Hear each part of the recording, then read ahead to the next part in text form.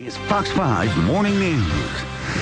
All right, Lauren, thank you so much. Well, you know what? You don't have to be a money bags to make meaningful donations to charities that you believe in. And our next guest has creative solutions for showing your support, even if you are strapped for cash. Dwayne Crandall is a consumer advocate and creator of GoodDonor.org. Thank you so much for coming in today. We appreciate it. Thanks for having me. You know, there are a lot of charities out there and a lot of people that try to figure out exactly which one they want to help out. But then in the end as well, a lot of people don't have a lot of money to spare, especially right now. So what are some other ways that you can help out besides just donating money or cash? Sure, Sarah. Well, a lot of charities accept in-kind giving, in-kind donations, which are comprised of clothing, toys, bikes, sporting goods, used furniture, as long as it's not upholstered furniture, things that you just have around the house, household items that make their ways back to the charities and fund charitable programs.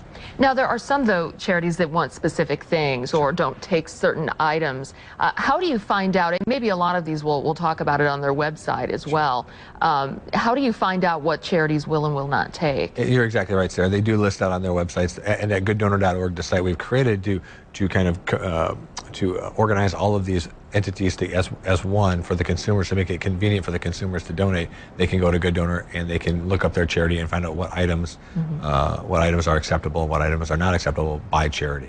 So on your website, you have a list. How many different charities do you have on there? It's a good way to kind of compile them all in one area. It absolutely. We have, serving this particular metro area, we have about half dozen, 5 to 10 charities that make up the majority of the pickup services. So what are some of the things, like Goodwill, for instance? What kind of things will they take and don't take? Well, for the most part, Sarah, the charities are really looking for clothing, because clothing has the highest ability to resell into the stores where they're sold. Items such as upholstered furniture or mattresses, bedding, those are not quite so popular. So I think the big thing is really clothing, toys, children's items, and things of that nature. Well, that's the thing too, because after the holidays, if people have received clothes and other toys, this is really a good time to maybe kind of purge your closet, purge the toy chest, and maybe donate those items as well. Yeah, well, we actually have a tradition in our family, sir. I have 3 girls and my wife, so I have a lot of clothes and a lot of shoes, right? So, poor guy. I'm so sorry. so every year, or actually a couple times a year, our children, we have them go through their closets and pick things out that they don't want anymore, and let them be a part of the giving process. And every year at the holidays, either right before Christmas or right after Christmas, we have them go through their closets, get rid of the toys, get rid of the clothing that they don't want or they're not going to use or that we can't pass down anymore from child to child. And that's so important too, to get your children involved so they know what the season is about and that it's not all about getting things. Exactly.